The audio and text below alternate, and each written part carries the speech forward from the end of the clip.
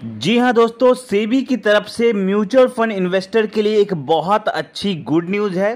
सेबी ने कहीं ना कहीं एक गुड न्यूज़ दी है। सेबी की तरफ से एक बहुत बड़ी राहत दी गई है म्यूचुअल फंड इन्वेस्टर्स को। तो मामला क्या है, इसके ऊपर हम डिटेल में बात करेंगे।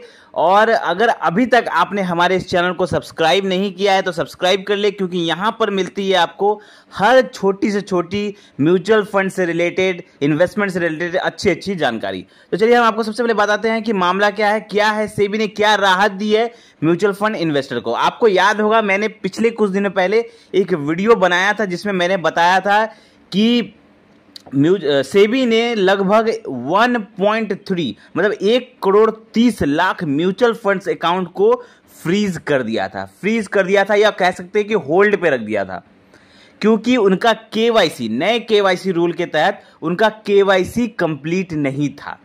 जैसे तो इसके कारण लगभग 1,30,00,000 म्यूचुअल फंड अकाउंट को फ्रीज कर दिया गया था, होल्ड कर दिया गया था।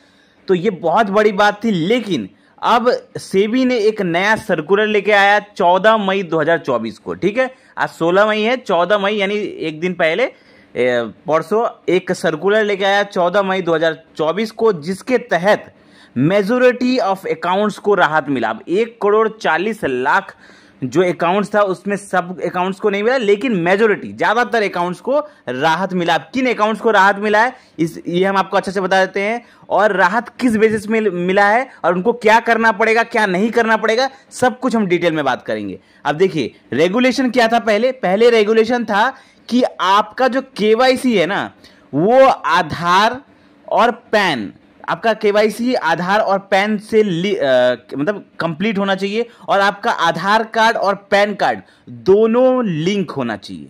अगर दोनों लिंक नहीं है, अगर आपका केवाईसी समझ लीजिए आधार कार्ड से हुआ है, ठीक है, बहुत पहले लोगों का वोटर कार्ड से भी होता था, तो केवाईसी अगर आपका आधार कार्ड या वोटर कार्ड से आपका केवाईसी आधार कार्ड या वोटर कार्ड से अगर आपका हुआ है म्यूचुअल फंड में पहले, और आपने अपना आधार कार्ड और पैन कार्ड लिंक नहीं किया है, तो आपका म्यूचुअल फंड अकाउंट होल्ड पे रख दिया गया था सेबी द्वारा। ठीक है, लेकिन अब इस होल्ड को हटा दिया गया है।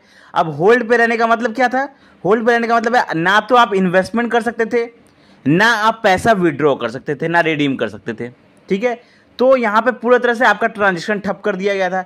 लेकिन 14 मई सर्कुलर आने के बाद अब सेबी ने क्या कहा कि अगर आपका आधार कार्ड के साथ केवाईसी हुआ है तो आपको एक स्टेटस मिलेगा जिसे कहा जाएगा रजिस्टर्ड कैटेगरी या स्टेटस मिलेगा। इस रजिस्टर्ड कैटेगरी और स्टेटस के तहत आप जो है अपना पैसा निकाल पाएंगे या आप फर्दर इन्वेस्टमेंट भी कर पाएंगे। लेकिन इसमें एक लिमिटेशन है। लिमिटेशन क्या है कि आप सिर्फ उसमें ही एसआईपी कर पाएंगे, उसमें ही इन्वेस्टमेंट कर पाएंगे जिसमें आप पहले से करते आ रहे हैं। जिस फंड में आप पहले से इन्वेस्टमेंट करते आ रहे हैं उसी में आप इन्वेस्टमेंट कर पाएंगे और उसी फंड में का पैसा निकाल पाएंगे। आप कोई दूसरा एएमसी का इन्वेस्टमेंट नहीं कर पाएंगे। एग्जाम्पल के लिए सपोज करिए कि अगर आप क्वेंट स्मॉल कैप में इन्वेस्ट करते हैं, ठीक है, आपका केवाईसी सिर्फ आधार कार्ड से हुआ है, आपका लिंक नहीं हुआ है पैन कार्ड, ठीक है, तो आपका ये रजिस्टर्ड आपका हो गया, रजिस्टर्ड स्टेटस मिल गया, आपको होल्ड से हटा के रजिस्टर्ड कर दिया गया नया केवाईसी सर्कुलर के तहत। तो आपको क्वेंट स्मॉल कैप में आप इन्वेस्ट भी कर सकते हैं एसआईपी, उसके बाद आप चाहे तो पैसा भी निकाल सकते हैं। लेकिन अगर आप सोचेंगे कि नहीं मैं क्वेंट में कर रहा हूँ, साथ में मैं थोड़ा एसबीआई में भी कर लेता हूँ, मैं निपॉन वाला में भी कर लेता हूँ, मोतीलाल में ऑसवाल वाला में कर लेता हूँ, मतलब और दूसरे केवाईसी और दूसरे एएमसी में कर लेता हूँ, तो आप वहां पर नहीं कर पाएंगे। क्यों? क्योंकि वहां आपको फिर से फर्दर केवाईसी करना पड़ेगा। तो यहां पर आपको रजिस्टर्ड स्टेटस मिला है, मतलब आपको लिमिटेशन मिला है। वहीं पर अगर आपको सब सारे जगह पे अगर यहाँ पे इन्वेस्टमेंट करना है, सारे एएमसी में इन्वेस्ट करना है, तो आपको वैलिडेट स्टेटस मिलना चाहिए। और वैलिडेट स्टेटस सिर्फ उन लोगों को मिलेगा जिनका आधार कार्ड और पैन कार्ड लिंक है उनके डीमेट अकाउंट से।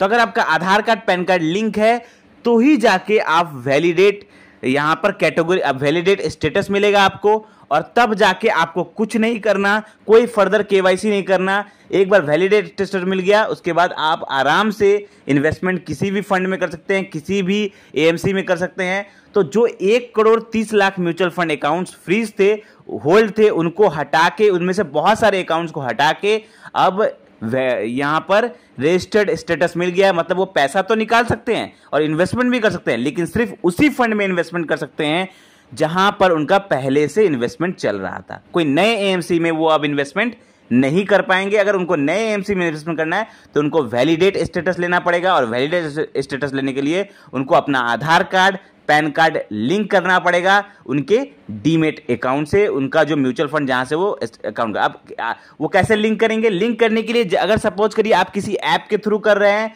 तो वहां पर ऑलरेडी आपका लिंक होता है। जब आप करते हैं तो वहां पे ऑलरेडी ऑप्शन होता है लिंक करने का।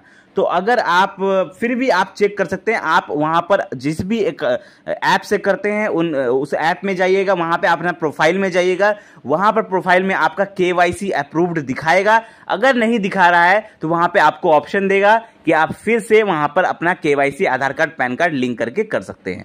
तो आई होप आपको ये इन्फॉर्मेशन बहुत अच्छी लगी होगी। कोई भी मन में डाउट है, कोई क्वेश्चन है तो आप हमें कमेंट करके पूछिए। वीडियो अच्छा लगा हो तो लाइक करें, और ऐसे ही अच्छे फाइनेंशियल वीडियो पाने के लिए चैनल को सब्सक्राइब करें। धन्यवाद।